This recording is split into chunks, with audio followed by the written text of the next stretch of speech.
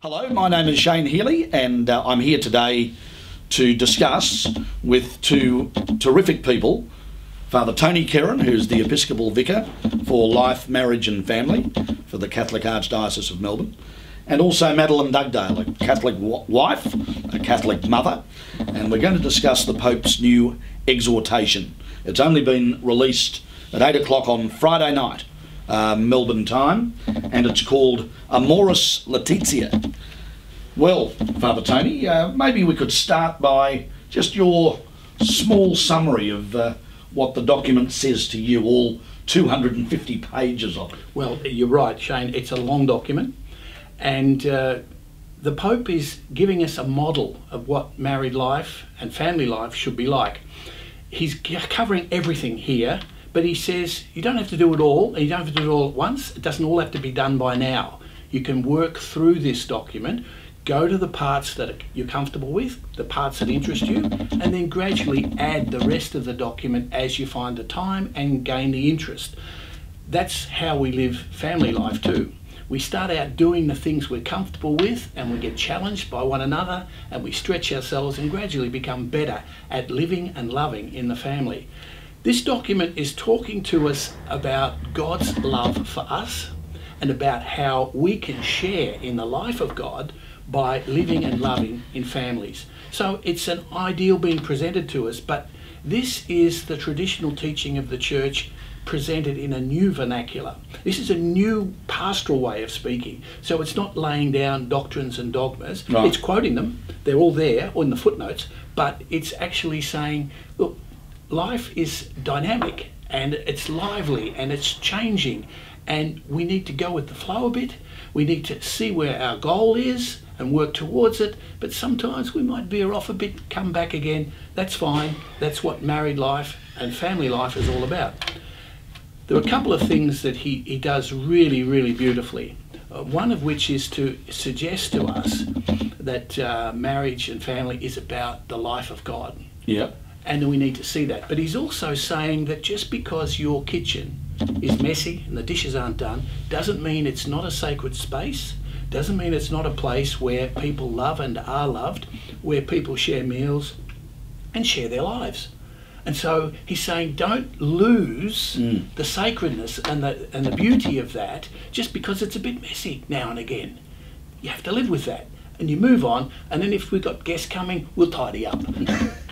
Well, it's probably a good way to introduce Madeline with that last analogy around the kitchen. I haven't been in your kitchen, Madeline. Yes. I know my kitchen's kitchen's very much like what Tony just described, but that's interesting in terms of you living your family life. How would you respond to that? And then also give us a couple of your own observations of this new document.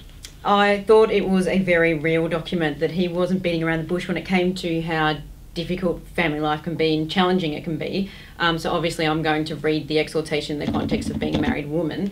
But probably more generally than that, I found it very interesting, particularly from a Catholic who is not very good at being sensitive and can be quite abrupt, that he was not only challenging me to perfect my marriage and be completely selfless and continually give to my husband and my kids, but he's really encouraging me very positively to extend that beyond just my family life and to extend it to other people, Catholic or not, all those in all sorts of different situations. Sure. And if I just think about my family and extended family, we have a variety of different families. I think he doesn't really focus on the nuclear family because he's very well aware of how complex family life is in this modern day and age.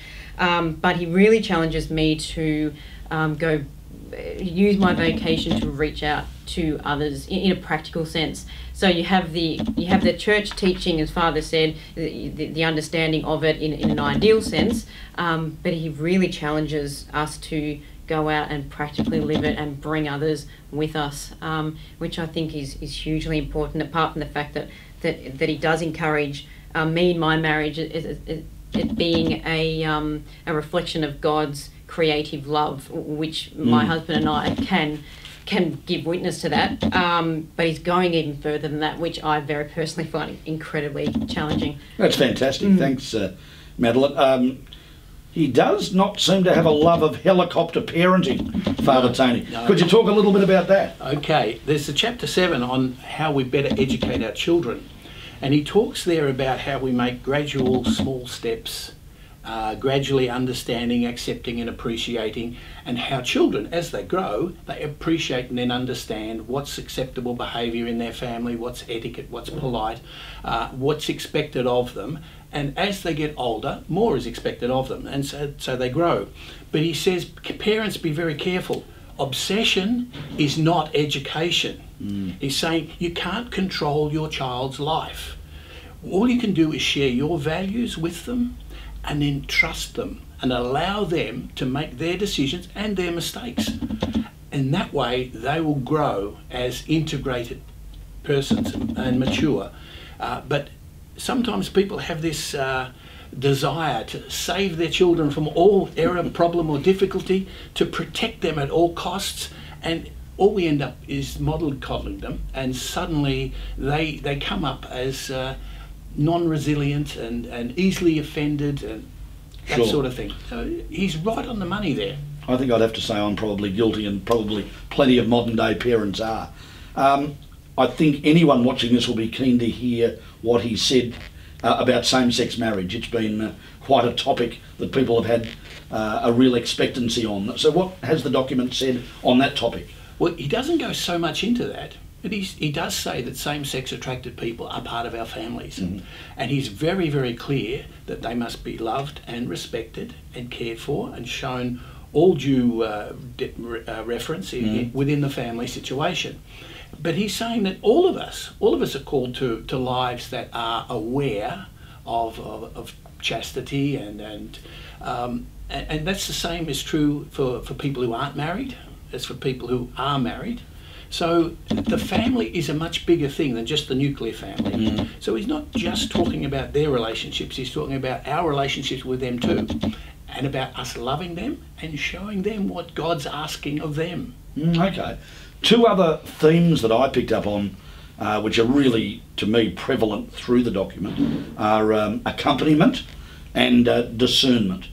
Do you want to talk maybe a little about accompaniment and what that said to you Sure. through the document? I touched briefly on it. What I understood by accompaniment is that and we're not just supposed to live our married life in isolation like a little ghetto, which I have certainly been guilty of. Before this exhortation came out, Robert and I had often discussed, even down to the point it probably is completely discriminatory and judgmental. We can't have them around because they're not, they're not good for the kids, and etc. etc. But he's completely, he hasn't thrown me, but he's really challenged me to say no, you've got to live your married life and be a witness for other people. Otherwise, they're never going to experience it. Okay. And I think the truth that the church speaks about when it comes to marriage is so good and so beautiful and so challenged in today's society, that I certainly had a tendency to create a ghetto because I was constant and am constantly challenged often about why would you get married, why would you have another kid, etc. etc. But he's encouraging us not to do that, not to become isolated, but to reach out to those people, to invite them over, to talk to them and to help them where they're at, and to bring them to what God's will might be for them. That's a huge privilege and a very different focus for me.